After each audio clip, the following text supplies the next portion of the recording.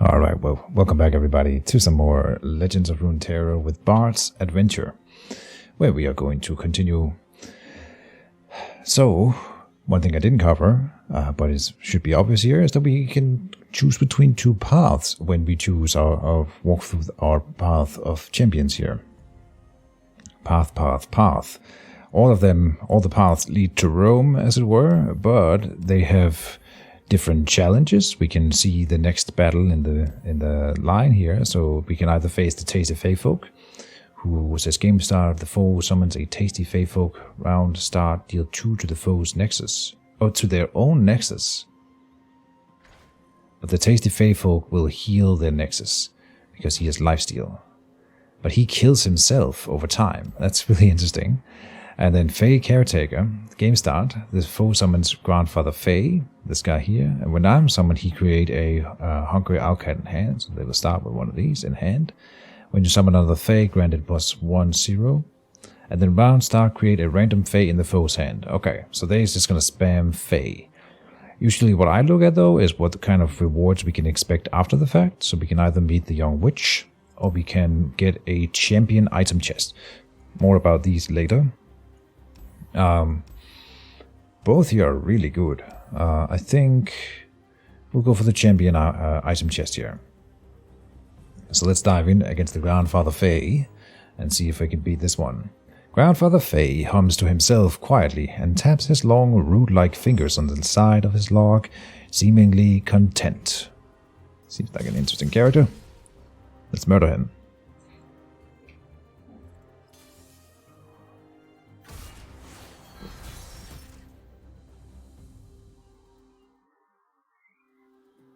Alright, so the starting hand, we're going to reshuffle the very expensive cards here, and 1 and 2 here is fine. Let's hope to draw a Bard.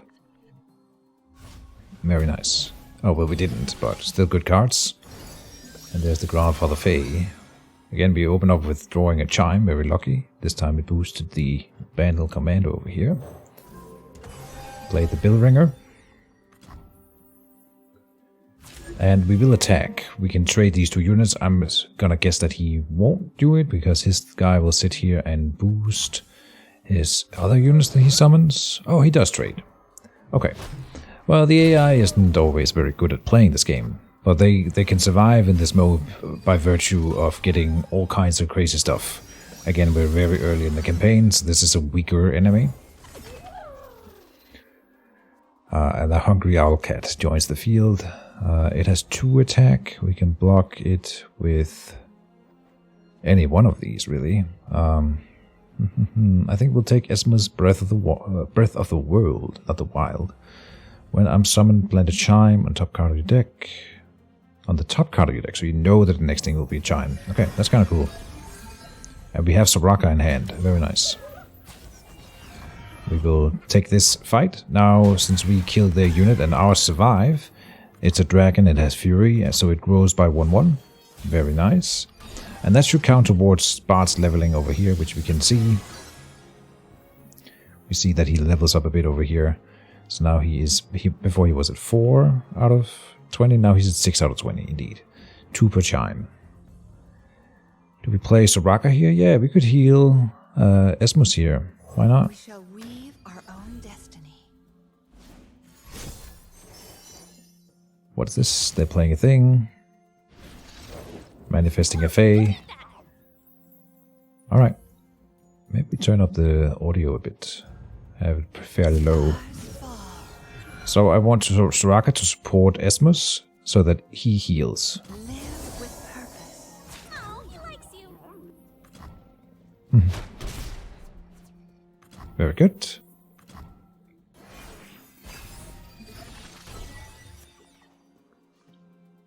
Two support creatures down already. Here. What is this? Gleaming Lantern. Each round the first Fey you play costs 2 less. And this was the first Fey they played, so I'm sure they don't get the bonus if they played another now. Stone Staggers is the best unit we can play right now.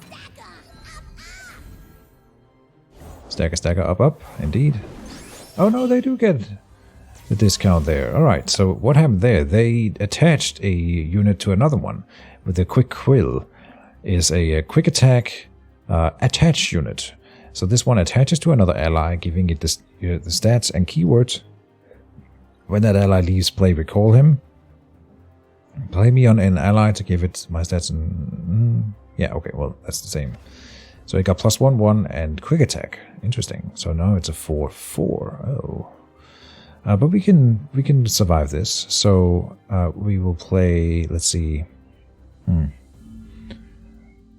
Oh, we don't have the attack token. Never mind. I thought we were in the attack. Mama's got a gun.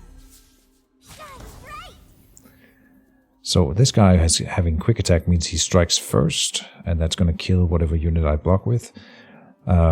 We could certainly win this fight without, even if we take the 6 damage here, but like I said in the previous episode, the damage in this mode carries over between battles. So we do not want to take Nexus damage. In fact, it's very, very bad. We do get to heal in various ways, but we definitely do want to avoid this as much as we can. If we in any way can win without taking Nexus damage, that's always the goal. And we can. It'll be fine. Do we play or do we attack? I think we play first. Grandfather Faye, another one. Alright. So now I want Soraka to heal the Stone Stackers. And then we want... Esmus, the Breath of the World. Yeah, you just support the Battle Commando. Doesn't really matter here who gets that support, although giving it... Oh, you know what? Giving it to Soraka would be kind of cool. So we put him out first so that she gets permanent +1/1. Then we heal the Stone Stackers, and then the Battle Commando just attacks. Good stuff. That gave us the Hungry Owl Cat in hand. And we will play that one, sure. Giving us some meat shields. Okay, they are playing some units now. Yeah. And they're getting boosted. Alright. 3 chimes there. Oh, and I didn't have a unit in hand, but, and I wasn't sure about this, but it boosted the unit that I drew. I see. Lucky that it could. Good stuff. Oh, and they played a quick quill without attaching it to anyone, which is something you also can do, but weird that they didn't choose to boost something. I kind of need another blocker if we want to block everything that they're attacking with. So, as much as I said I didn't, that I should keep a unit in hand, we're gonna have to play this one. And it'll still win, it'll be fine. It'll be fine. We have spells to play, heal an ally and grant it extra life. Okay, so I mean, this guy can block here, live and kill. Good. Same story there. Here we will trade you. Soraka blocks there. Then this is a good trade, and here we lose... No, we do not lose the unit. Then we could play spells, but I don't see any need for it. The graphics here will show that this unit is getting destroyed and that this one is going to live, simply by it having, well, no little particle effect on it there. These two are both dying. We can transform a unit into a 3/3 mini-T. We can do that to our own guy here and make it kill the Grandfather Faye. Why don't we, right? It says we're taking 1 Nexus damage because this guy has impact. I see. So we could transform him into a mini-T and then we wouldn't take that Nexus damage. Yeah, I mean, it doesn't have to happen, but whatever. Let's do it. Oh, and they're playing a spell. Oh, I should have kept some mana in hand then for astral projection. Uh-oh, so we're losing the Esmus here. They give this guy +1 attack and quick attack with that spell. That was me being greedy. We still traded fairly well in that engagement. But we kind of out of cards in hand. Yeah. So let's see what we draw. Hopefully a unit. Yeah, we did draw a unit. 2 chimes on it. Okay. And one could argue that I shouldn't play it. I think I won't, in fact. So Soraka will heal herself. And heal the Stone Stackers. Then Esmus and you will attack. They are elusive, so they cannot be blocked by anything up here. I think we're gonna be fine. This time I'm gonna keep the mana in hand. Sorry, the cards in hand here. Soraka levels up.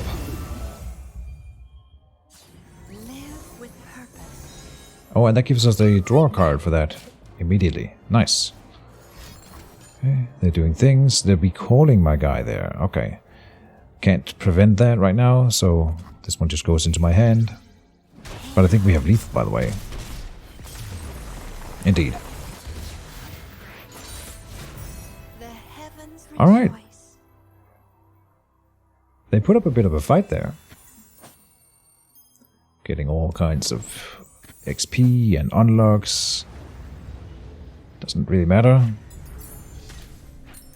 But this does. Add 2 copies of a card to your deck. So I would like to get a unit, but there's none. Okay, and you can't choose to abstain. We cannot choose, as far as I'm aware. No. We cannot choose not to take one of these cards. We could re-roll, of course, if we want something else. But let's examine. We have the Battle Bonds. Grant 2 allies plus 2/2. Relevant for Bard. Also just a good card. For 4 mana it's pretty expensive. But then we also attach an item to this one when we get it. Grant the top ally in your deck plus 1/1. Kind of like a chime. Then we have Notify. Fast. This is like a cancel card, but we can only cancel a fast or slow spell that costs 3 or less. And when we play this, we also get the health potion. Heal your nexus equal to my cost, 2. That would be kind of cool, having a heal card for the nexus. Star Shaping. Invoke a celestial card that costs 7 or more, then heal an ally or your nexus by 4. And we get the Ardent Sensor, the upgraded version of the hand sensor over here, granting the top ally in your deck plus 3/3. Interesting. I'm not sure. This is more late game stuff. Invoke a celestial card that costs, then heal an ally or your nexus 4. Okay, you know what? Because of that, a little extra bit, and then the Ardent Sensor, we are grabbing this one here. So we are really playing sustain really, really hard. Gonna be some long games where we try to survive whatever the opponents are doing and then just outlive them by having more stuff. Which is the Keejchen way of playing, anyway. We got then to the champion item chest. The treasure chest glows with energy, almost like it's calling to you. And so what happens here is that we get to choose an item for your champion and get an extra copy of that champion. And this is the first case where we see that when we add an item to a card that is in our deck, we get to add that item to all the cards of that same copy in the deck.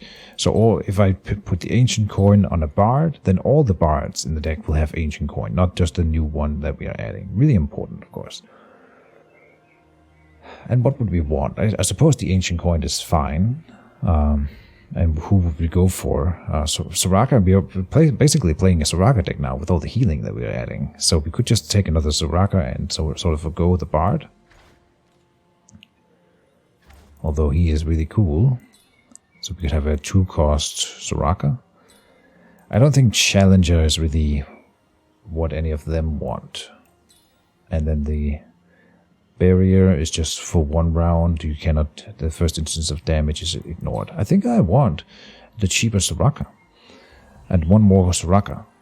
Because even when we get Bard, what's really important is keeping Bard in play and alive so that he keeps being able to attack and planting chimes.